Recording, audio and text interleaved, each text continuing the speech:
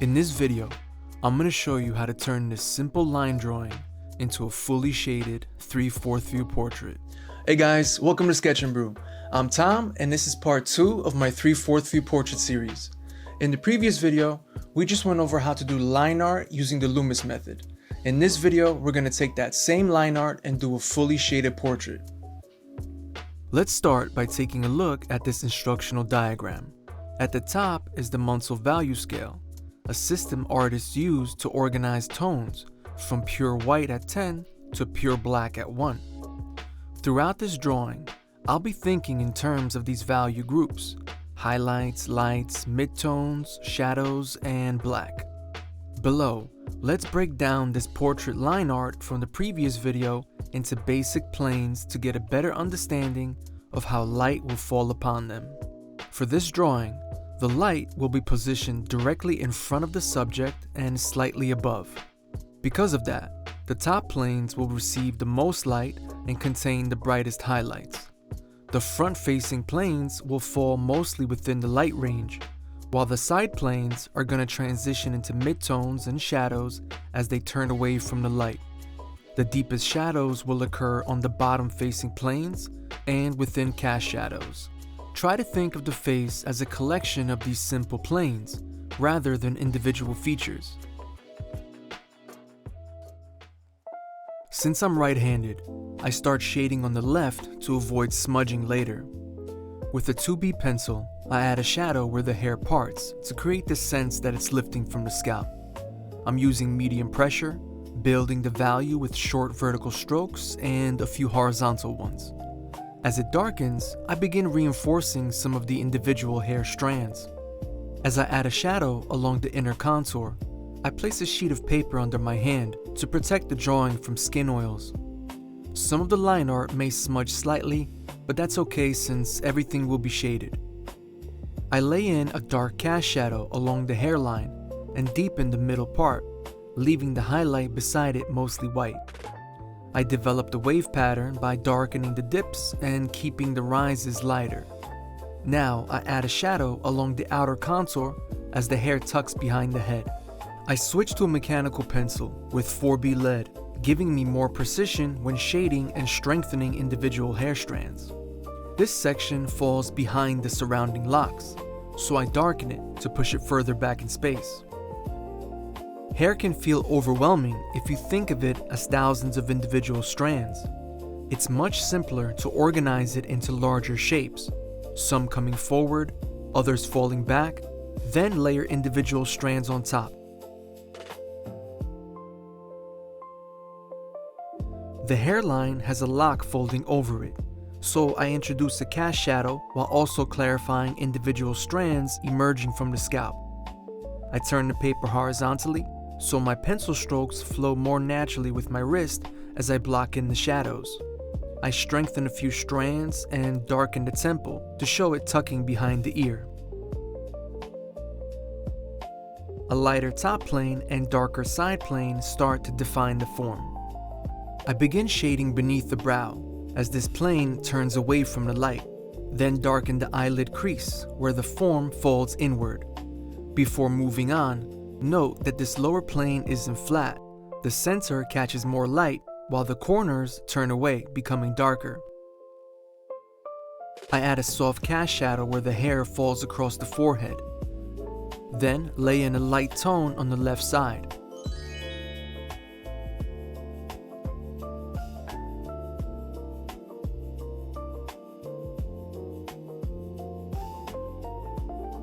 I block in the shadow near the right temple, then lay a light tone across the forehead, leaving the highlight untouched. With the values in place under the left brow, I refine the lashes that softened during shading. The HB lead isn't producing lines dark enough, so I switch to 4B.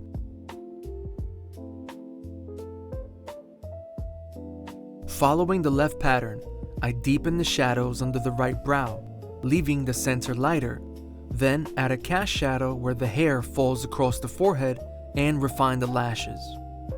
I add a bit of shading under the left eye to suggest that subtle under-eye form.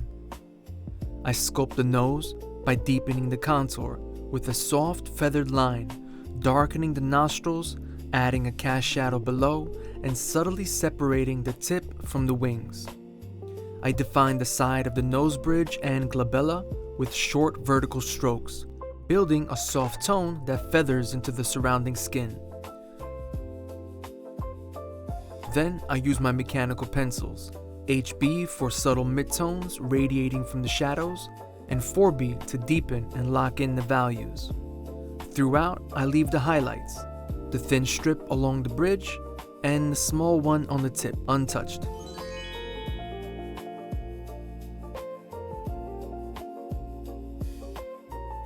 I aim to establish the eyes as the portrait's main focal point. Starting with the left, I deepen the pupil to nearly black, establishing a powerful contrast with the white highlights. The upper lid folds over the eye, so I place a subtle cast shadow. Then I refine the limbal ring, deepen the iris, and lay in faint radial striations. I leave a highlight on the tear duct to suggest moisture. Now, rendering the right eye is just a matter of repeating the pattern. I've laid in plenty of values, so I take a moment to smooth the graphite with a blending stump. Next, I soften the shadow along the side of the nose, blending it into the upper cheek with subtle midtones. The hair on the left casts a shadow, so I extend that value down the face. On the right, I darken the side plane, shape the under eye form, then subtly sculpt the cheek and jaw. I clarify the lashes, tightening the tones and smoothing out patchy areas.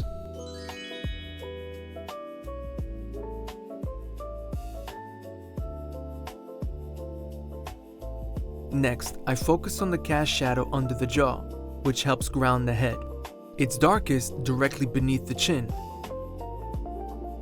Using stronger pressure, I trace just below the jawline to place that deep tone, then ease off as I fan the value outwards. A quick sweep with my blending stump unifies the values, then I deepen them with another layer of graphite. As I make one more layering pass, note how the lightest tones sit on the cheek plane facing the light. Also, this subtle indentation marks a plane change, separating the cheekbone from the lower cheek. The upper lip sits on a downward facing plane, so it carries more shadow, especially toward the inner corners. I then turn the paper, allowing my pencil strokes to follow the natural curve of my wrist. I preserve subtle lip creases and reinforce the occlusion shadow where the lips meet. Using short strokes, I build the values on the lower lip, starting at the inner corners, which, like the upper lip, are darker, just not as much. I keep the center mostly light, where the highlights fall. Since the lower lip faces forward, it catches more light than the upper, and keeping it lighter gives it a fuller appearance. I gently blend the lips using light pressure to avoid muddying the values.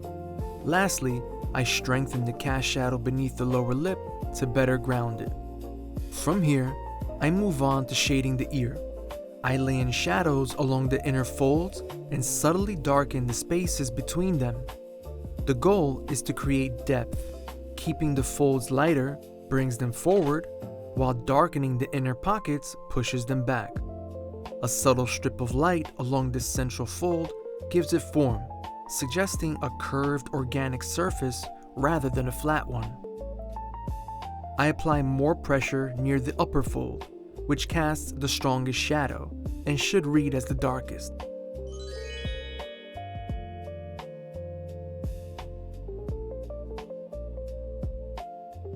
Next, I focus on rendering the rest of the hair. As before, I build depth by darkening the dips and keeping the rises lighter. Here, the hair tucks behind the ear, creating an occlusion shadow along the ear's contour where the forms meet.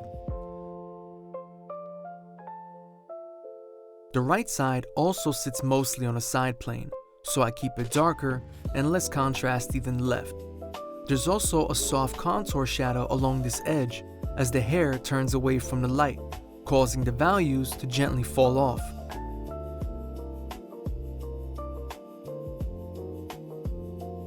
The right side of the neck falls into a side plane that turns away from the light, so I lay in a midtone that transitions into a darker shadow where the hair drapes over it. I've also added a few thin flyaway hairs branching from the main mass.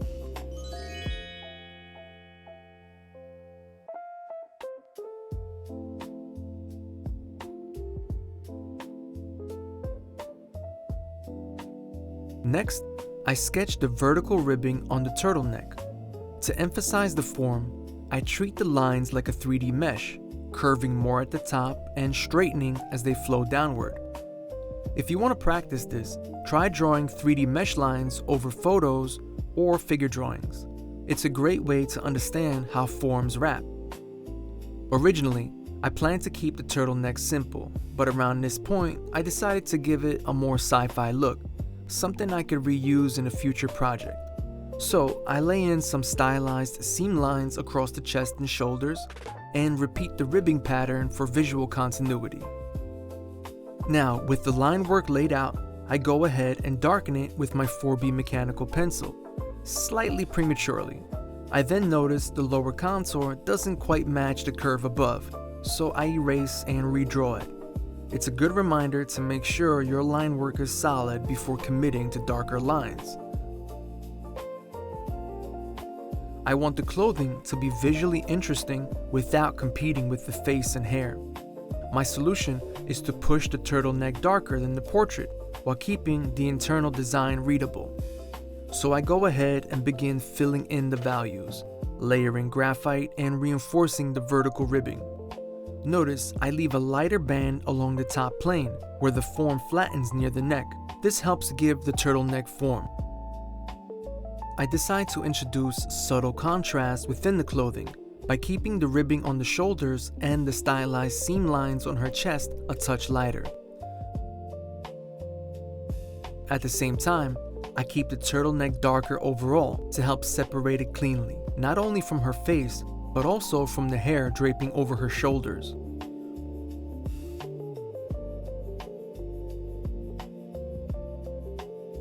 When working with multiple elements like face, hair, and clothing, values can easily become muddy and too similar. Using contrast intentionally helps prevent that. Now, all that's left is to finish rendering the clothing and a few final touch-ups here and there. So, at this point, I think I'll take a step back and let the music take it from here.